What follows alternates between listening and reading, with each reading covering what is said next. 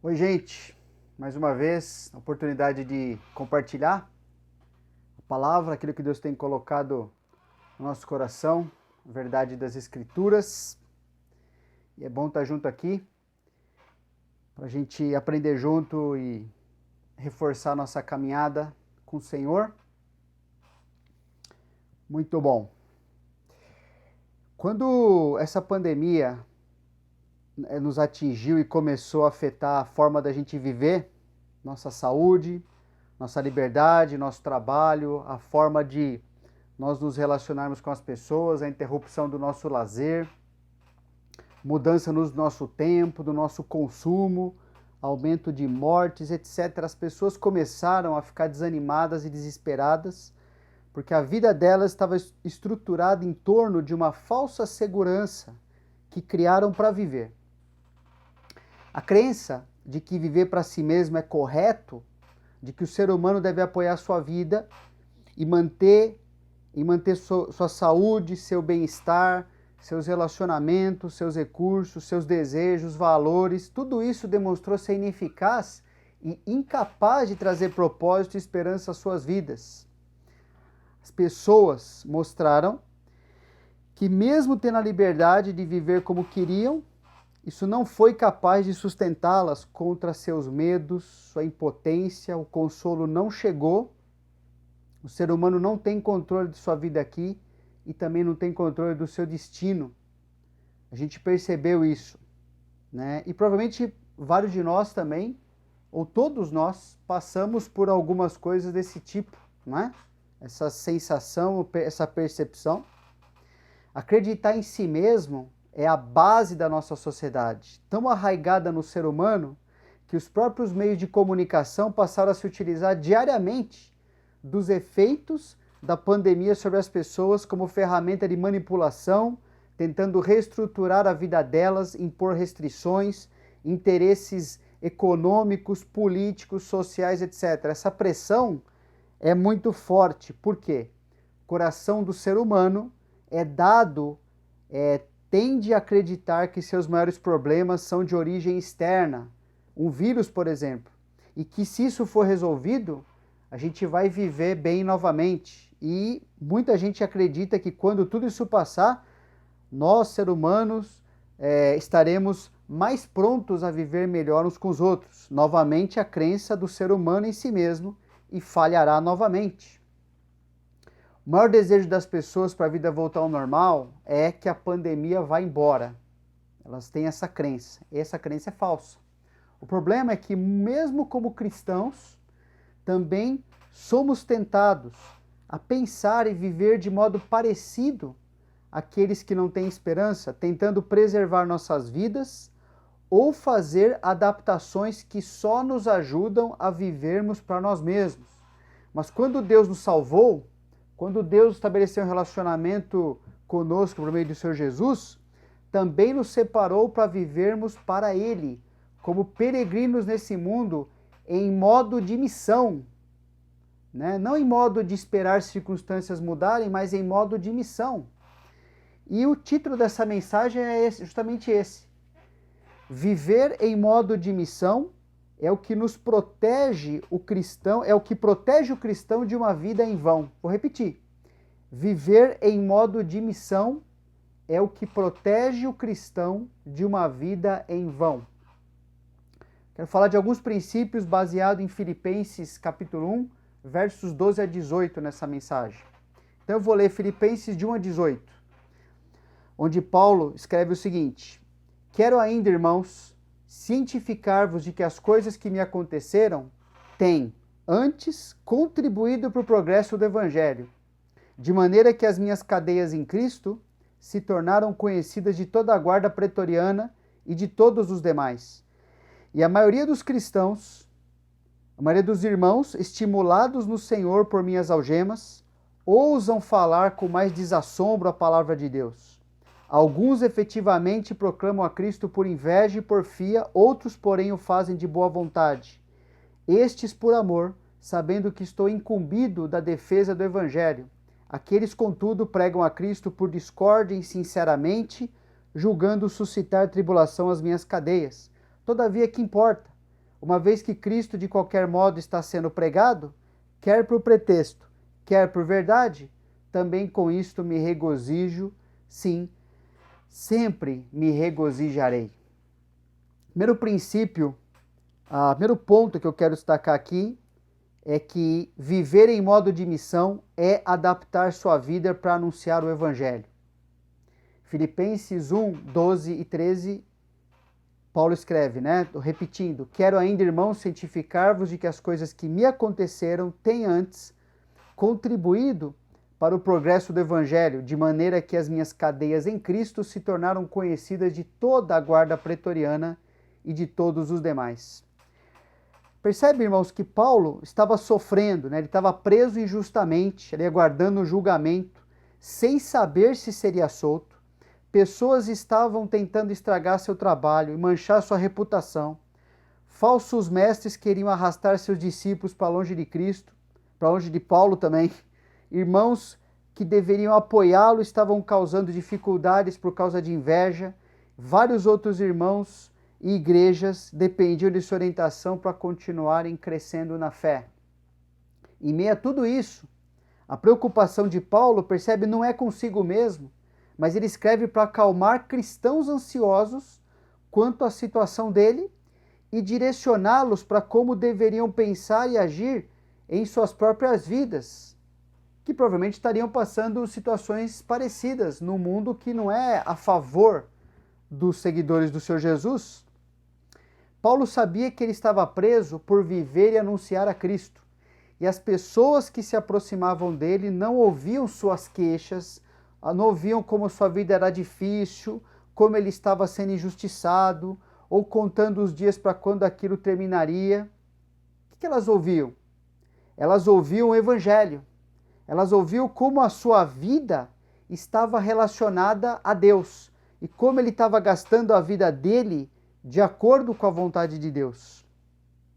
E o que aconteceu? Logo, os guardas que o acompanhavam e a própria cidade de Roma estava sendo convencida de que aquele preso só estava ali por anunciar o Salvador às pessoas. Paulo estava sofrendo, mas nada disso abalou seu ânimo, nem mudou seu curso de vida. Por quê? Porque a sua vida não dependia de si mesmo, nem das situações externas. Ele não julgava que a sua vida estava boa com base em suas preferências, ou seu conforto, ou sua saúde, ou opinião e avaliação dos outros, seus direitos, nem mesmo o direito à sua liberdade pessoal. Nada do que normalmente nós usamos para vivermos animados. Paulo não vivia dessa forma. Paulo conhecia a Jesus, confiava em Jesus e no Evangelho e sabia que seu mestre sofreu todo o ódio do mundo, a condenação injusta, a morte de cruz, o sepultamento, mas tudo isso só fez com que o plano de Deus prevalecesse e que Jesus vencesse o pecado, vencesse a morte, o mundo, Satanás e nos entregasse a salvação. Deus sempre prevalecerá, porque Deus é Deus e agindo Deus, quem impedirá? Quem vai impedir Deus agir? Paulo percebeu isso, ele sabia disso. Paulo falou daquilo que era mais importante, porque era nisso que sua vida estava apoiada, isto é, Cristo e o Evangelho.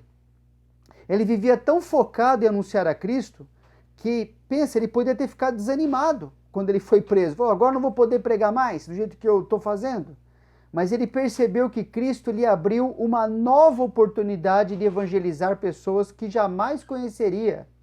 E o Evangelho se espalhar por toda a capital do Império ali, Roma, a principal cidade do mundo ali na época. Quando a gente passa por situações difíceis, é fácil percebermos em que nossa vida realmente está apoiada. Basta a gente perceber o motivo das nossas frustrações, o motivo das nossas preocupações, sobre que anseios mais pensamos, sobre que situações consumimos nossas forças, nossas orações. Enfim, a gente percebe. Paulo estava numa situação, eu creio que mais difícil do que a gente está passando agora, com essa questão aí da pandemia e tudo que está envolvido nisso. Mas ele percebeu que a sua vida, por estar apoiada em Deus, de verdade, e naquilo que Deus deu para ele fazer, a sua vida não estava confinada às situações externas. Deus nos resgatou do pecado e pertencemos a Ele. Isso significa que a nossa vida está segura em quê? Nossa vida está segura nele. Mas temos a tendência de esquecer isso, pessoal. Você tem, eu tenho. E de tentar achar segurança nas circunstâncias que achamos ou que julgamos favoráveis para nós. Se a nossa vida estiver baseada em qualquer outra coisa menor que Deus, sempre viveremos frustrados. Presta muita atenção nisso. O segredo de Paulo era que a sua vida estava baseada em seu relacionamento com Jesus. E a prova disso é que fazer com que outros conhecessem a Jesus era o seu critério principal em avaliar a utilidade da sua vida. Por isso que Paulo não ficou desanimado. Por isso que Paulo não perdeu o propósito de viver. A sua satisfação pessoal era perceber que o evangelho estava sendo anunciado ainda mais dentro da prisão e fora. Ok? Aquele evangelho foi sendo espalhado. Anunciar a Cristo é nossa proteção contra a falta de propósito na vida. Não é só uma tarefa que Deus nos deu para a gente colocar mais coisas na nossa agenda. Isso é uma proteção para a falta de propósito na vida, ok? Para que quando acontecem coisas externas, fora do nosso controle, a gente entenda que minha vida já tem um alicerce, já tem um rumo. E o que Deus está fazendo nesse mundo vai sempre me favorecer para que eu continue vivendo, se eu estou vivendo baseado no meu relacionamento com Cristo e em anunciar Ele para os outros. O mundo não tem o rumo certo para viver. Suas ideias e, consequentemente, suas vidas não têm certeza e nem expectativa de que terão valido a pena. Na verdade, o mundo é uma coleção de frustração nessa área. O compromisso em anunciar o Evangelho é uma ocupação permanente e a certeza de que nossas vidas atingirão o propósito supremo de havermos glorificado a Deus. Quero citar aqui um trecho de João 17, versículos 8 a 11, depois do 15 ao 18, que Jesus está falando nessa relação entre a maneira como Ele mesmo viveu e a nossa vida, o que Ele nos entregou para fazer, e como isso tudo é garantia da gente conseguir glorificar a Deus na nossa vida nesse mundo. João 17, então, diz assim, Jesus, palavras do Senhor Jesus, porque eu lhes tenho transmitido as palavras que me deste, e eles as receberam, e verdadeiramente conheceram que saí de ti, e creram que tu me enviaste. É por eles que eu rogo, não rogo pelo mundo, mas por aqueles que me deste, porque são teus. Ora, todas as minhas coisas são tuas, e as tuas coisas são minhas, e neles eu sou glorificado. Já não estou no mundo, mas eles continuam no mundo, ao passo que eu vou para junto de ti. Pai Santo, guarda-os em teu nome, que me deste, para que eles sejam um, assim como nós. Não peço que os tires do mundo, e sim que os guardes do mal. Eles não são do mundo, como também eu não sou. Santifica-os na verdade, a tua palavra é a verdade. Assim como tu me enviaste ao mundo, também eu os enviei ao mundo. Porque anunciar a Jesus era o que mais importava Então Paulo adaptou sua vida àquela situação, uma nova situação, de modo a continuar tornando Cristo conhecido. Ou seja, vivendo como Deus queria, que na verdade era o que ele mais queria também para a vida dele. Não tinha conflito entre a vontade de Deus e a vontade de Paulo, por isso Paulo não vivia frustrado, não importa o que acontecesse. Quando somos impedidos de viver segundo o que nós mais queremos, o que a gente faz? A gente faz adaptações necessárias para a gente conseguir viver daquele jeito novamente, certo? E se o que mais quisermos for o que Deus também quer para nós, então teremos plena realização naquilo, mesmo que haja muito sacrifício para a gente conseguir viver daquela forma. E se não for o que Deus quer para nós, a gente sabe, como cristão, podemos aproveitar para corrigir os rumos da nossa vida. Essa pandemia forçou os cristãos, forçou todos nós a fazermos várias adaptações às nossas vidas, a fim de continuarmos tornando Cristo conhecido tanto entre nós, né, como igreja, e para a condição de fora também. Mas infelizmente essas adaptações não foram e não serão feitas por todos aqueles que dizem conhecer a Cristo, irmãos. Os cristãos que já valorizavam a Cristo acima de tudo, estavam anunciando o Evangelho em seus contextos de vida. E essas pessoas fizeram adaptações em suas vidas, a fim de poder continuar anunciando o Evangelho. Mas para aqueles que não dão a Cristo o seu devido valor, já não estavam vivendo para mostrar Cristo aos outros. E suas adaptações de vida foram na direção de reforçar a vida ainda mais voltada para si mesmos e para os seus interesses, como se pudessem se proteger, como se isso fosse bom para eles. Se não houver correção em nossas vidas, se a gente estiver vivendo dessa forma e a gente não corrigir a nossa vida, além de vivermos frustrados, além de não estarmos agradando a Deus, Ele pode nos disciplinar, né?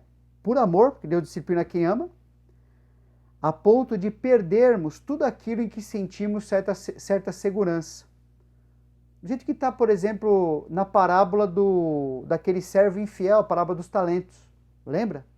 Aquela pessoa que tentou se proteger ao invés de fazer o que Deus queria que ele fizesse, e ele acabou até mesmo perdendo aquele pouco que Deus colocou na mão dele, porque Jesus falou que não é por causa da situação externa, é porque ele era um servo mau e negligente. Ele era rebelde. Mas a boa notícia é que mesmo se estivermos assim, Deus está nos ensinando hoje que há esperança. Está nos dando nova oportunidade de voltarmos nossos corações e desejos em sua direção e começarmos a viver preocupados em conhecer a Cristo e torná-lo conhecido. Uma pergunta para todos nós, desde o início da pandemia: que adaptação em sua vida resultou em você demonstrar mais amor por Cristo e anunciar Cristo aos seus conhecidos? Pense nisso e faça isso. Gasta um tempo pensando na sua vida e, se isso não aconteceu, que você faça adaptações para acontecer. Porque essa é a vontade de Deus. Paulo fez isso, Deus quer que a gente faça isso na nossa vida também. Por isso que ele é modelo para nós. Ponto número 2 dessa mensagem é que viver em modo de missão é estimular outros a anunciar o Evangelho. Filipenses 1,14 diz: e a maioria dos irmãos, estimulados no Senhor por minhas algemas, ousam falar com mais desassombro a palavra de Deus.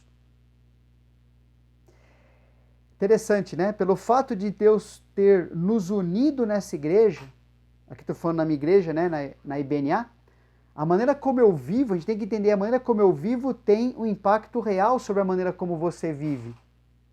É um princípio que Paulo está ensinando para nós também.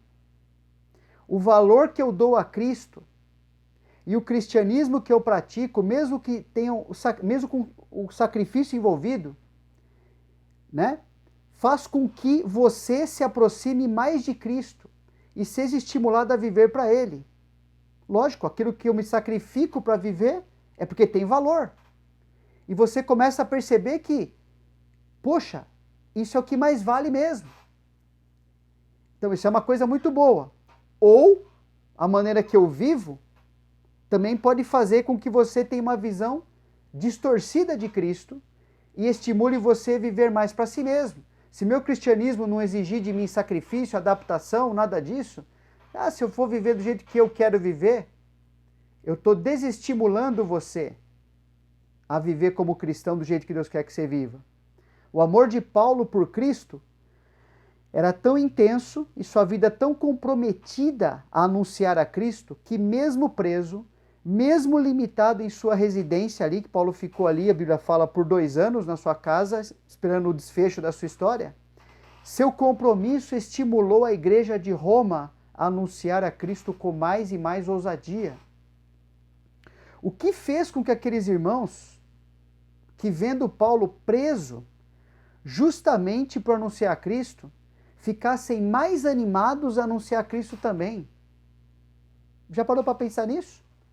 Eles eram loucos, eles eram imprudentes, eram fanáticos, eram ignorantes, não sabiam o que estava acontecendo, não tinham noção da realidade? Eu creio que não. Na verdade, eles eram cristãos como nós, com suas vidas, suas famílias, seus afazeres, seus medos, suas limitações, suas perdas reais por se identificarem com Cristo numa sociedade preconceituosa e perseguidora de cristãos e de valores que os cristãos querem colocar na sociedade, que inclusive são o bem para essa sociedade. Esses cristãos comuns como nós tinham um relacionamento real com Cristo. Perceberam pelo testemunho de Paulo que Cristo continuava sendo, não importa o que estava acontecendo, ele continuava sendo o único Senhor, muito acima de César, e que a sua segurança e proteção de suas vidas estava fundamentada no amor e no poder de Cristo a favor deles. Eles perceberam, assim, a sua atitude de anunciar a Cristo se tornou uma vitória contra coisas que nós também queremos vencer, como autopreservação, contra o amor próprio, contra o egoísmo, contra a vida voltada para nós, contra a covardia. Eles começaram a experimentar uma transformação de vida, a verdadeira liberdade, poder e privilégio de viverem como discípulos de Cristo. Em João 12, 25 e 26 está escrito: quem ama a sua vida, Jesus falou, quem ama a sua vida perde-a. Mas aquele que odeia a sua vida neste mundo, preservá-la-á para a vida eterna. Se alguém me serve, siga-me, e onde eu estou, ali estará também o meu servo. E se alguém me servir, o Pai o honrará. Aqueles irmãos experimentaram que ser discípulo de Cristo não era privilégio somente do apóstolo Paulo. Eles perceberam que podiam viver assim também. E uma vez vivendo assim, também experimentavam um relacionamento de maior intimidade com Cristo, de maior poder de Cristo na sua vida, de graça suficiente todo dia para viver como Cristo queria que eles vivessem.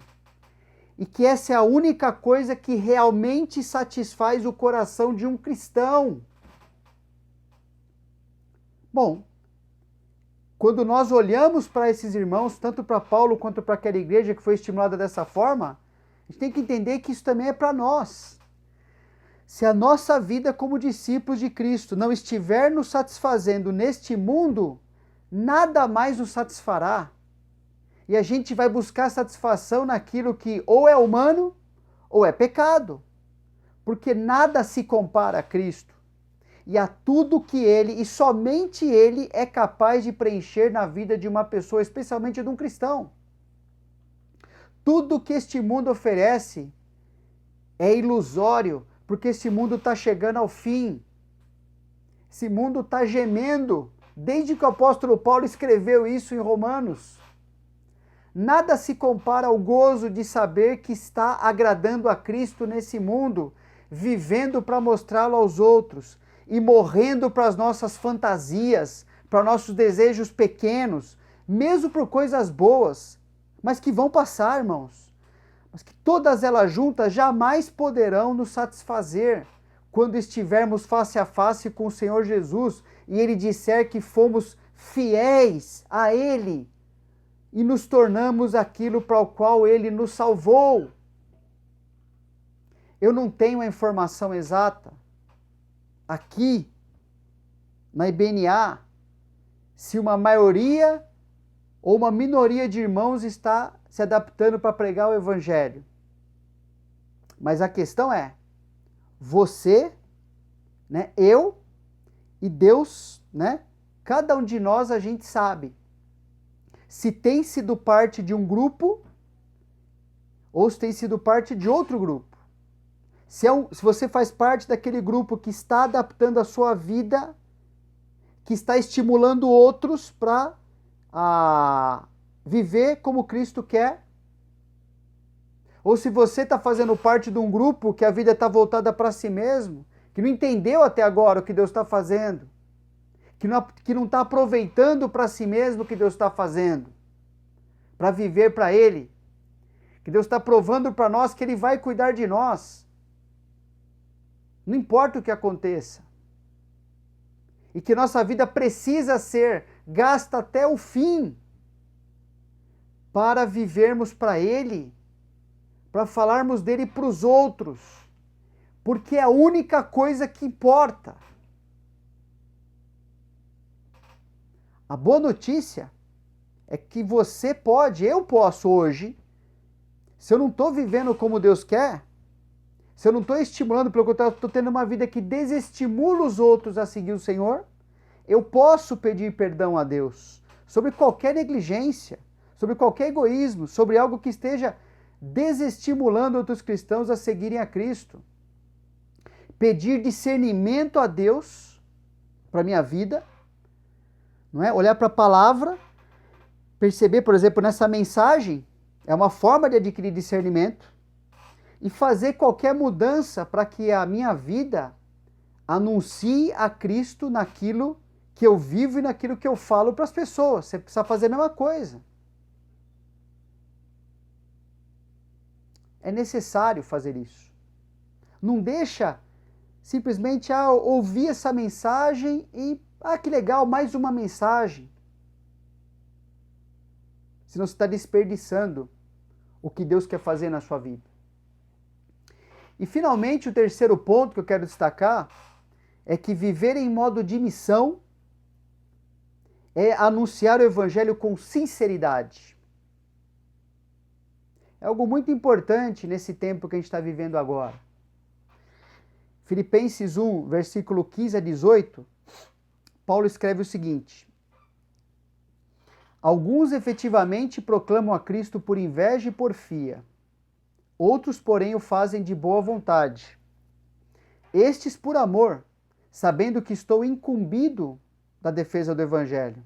Aqueles, contudo, pregam a Cristo por discórdia, insinceramente, julgando suscitar tribulação às minhas cadeias.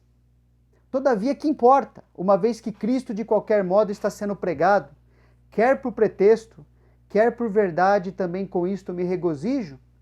Sim, sempre me regozijarei. Até Paulo chegar a Roma, o contexto ali dessa carta que está escrevendo mostra que havia cristãos populares na igreja que estavam fazendo o seu trabalho. Mas quando Paulo chegou como prisioneiro, alguns deles ficaram com inveja porque Paulo ficou famoso devido ao seu ousado testemunho. Paulo foi levado ali pelas autoridades e ele apresentou uma defesa. Pessoas pensavam que ele ia se defender como um prisioneiro comum para livrar o seu pescoço, mas ele fez uma defesa maravilhosa do Evangelho, mostrando como sua vida estava relacionada ao Evangelho. E o real interesse dessas pessoas, ok, que estavam ali, muitos cristãos, na verdade, o real interesse deles foi revelado como sendo de usar a Cristo e o Evangelho para objetivos pessoais, para receber reconhecimento, para que pessoas o seguissem e não seguissem o exemplo do apóstolo Paulo. Eles, de certa forma, se esqueceram. E algo muito importante para nós, porque é algo que a gente pode cair ou estar caindo, eles se esqueceram de que Deus estava usando suas vidas já, mas de forma diferente como usava a vida de Paulo. Essas pessoas se mostraram insatisfeitas em serem servos e servas de Cristo, porque queriam o quê? Queriam ser famosas, queriam deixar a sua marquinha, não tanto mostrar o seu Jesus, mas mostrar a si mesmas. Queriam ser glorificadas pelos outros. E uma lição muito importante, todo esse contexto aqui, é o seguinte: toda vez que um cristão começa a servir a Deus, no caso aqui evangelizar, fazer coisas maravilhosas, mas com motivação errada, é porque ele deixou de se enxergar como abençoado filho de Deus e servo de Cristo, e aí ele começa a tentar servir a si mesmo por meio de usar o Evangelho e usar a Cristo para interesses pecaminosos. Isso é muito sério. Isso é muito vergonhoso, na verdade. Mas é o tipo da coisa que acontece muito. Outro dia eu li uma frase. A frase é a seguinte: a comparação é mortal. Ela esmaga a criatividade e o contentamento. Pensa nisso, quanto de verdade tem nisso. A gente começa a achar que o que Deus está fazendo usando outra pessoa, alcançando certos propósitos no seu plano, a gente começa por causa de coisas erradas no nosso coração, ao invés de tratar estas coisas, como inveja, ciúme, todas essas coisas, a gente começa a esquecer que Deus está fazendo algo na nossa vida e quer nos usar e continuar nos usando, na verdade. A gente começa a virar, se comparar, virar competidor. O problema é que o nosso coração adora esse tipo de coisa. A gente gosta de que pessoas nos elogiem, nos sigam. A gente não gosta muito da crítica, né? Mas a gente adora acreditar que o que ouvimos de bom a nosso respeito é verdade. É engraçado que para a gente ser um cristão, a gente teve que ouvir que a gente não era nada bom. Que a gente era um tremendo de um pecador. E que somente por isso não éramos pessoas especiais, como nós acreditamos muitas vezes. Mas nós somos pecadores. E algo de bom em nós é a pessoa do Senhor Jesus que veio a morar em nós. Ele nos tirou, está nos tirando desta vida de viver para atrelarmos nossa vida à aprovação de outros pecadores, não é? Cada projeto aqui da igreja que a gente procura fazer, ele precisa ser entendido. E até coisa que a gente não está fazendo, mas você faz, ok? Eu estou pensando, estou falando dessas coisas que a gente está fazendo atualmente. Precisa ser entendido como uma oportunidade de você participar em tornar Cristo conhecido. Não como espectador, meu irmão e minha irmã, mas como participante. Não é só para alguns se envolverem. Não é só para alguns enviarem vídeos de testemunho, como a gente está pedindo nesses dias, por exemplo. Não é para outras pessoas só convidarem seus conhecidos a assistirem às lives das mulheres, por exemplo, nos estudos que elas têm feito. não é só para alguns professores darem aulas para as crianças, não é só para alguns discipularem, não é só para poucos aconselharem, não é só para poucos abrirem suas vidas e suas bocas e contarem a seus conhecidos como Cristo tem transformado a sua vida. Não é só para a gente ouvir, olha que legal que eu ouvi o irmão em Cristo que fez, se aproximou de uma pessoa. Que legal, não é só para orarmos por essa pessoa. Oração é importante, irmãos. Mas eu sou um discípulo de Cristo. A minha vida tem que estar à disposição deles para viver dessa forma. Eu não posso querer somente orar para que o ministério dos outros dê certo. Eu tenho que ter o meu ministério. Eu tenho que servir a Cristo com motivos corretos. Porque eu sou um servo dele. Você é. Não é só para alguns saberem explicar o Evangelho. Um cristão não pode acreditar que, vou deixar algum especialista aqui da igreja explicar o Evangelho. Se o Evangelho te alcançou, é para você explicar o Evangelho. Você é um cristão, você fala de Cristo. Não é assim.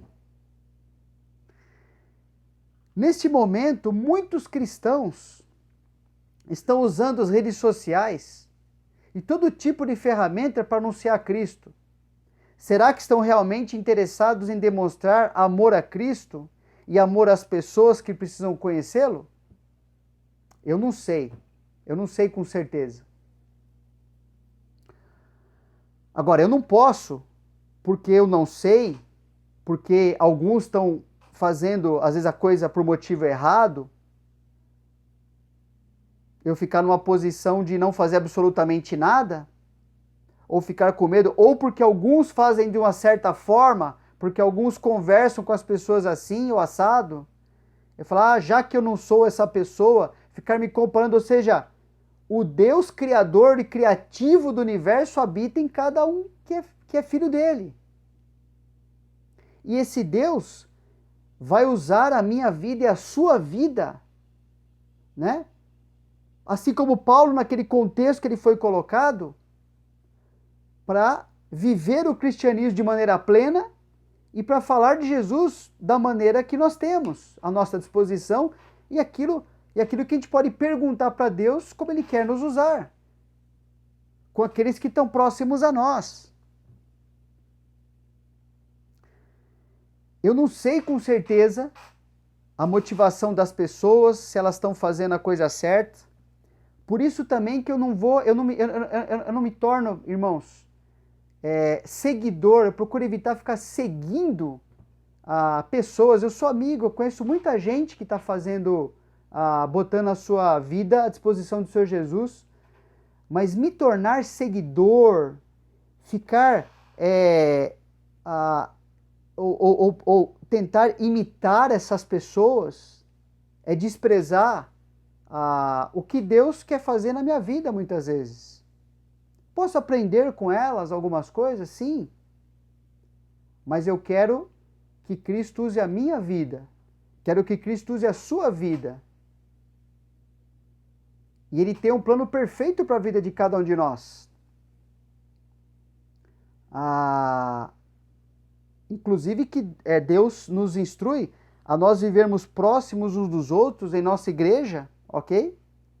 Porque ali a gente conhece como cada um está vivendo. A igreja serve para isso. Você consegue ver minha vida, eu consigo ver sua vida. Ok? Nós conseguimos seguir, nos estimular uns aos outros ao amor e às boas obras. Eu posso seguir o ensino bíblico de alguém. Mas é diferente do valor que eu vou dar para uma pessoa que é da meu próprio convívio, porque essa pessoa que eu estou convivendo, eu conheço ela. Então, ela se torna modelo para mim e eu para ela.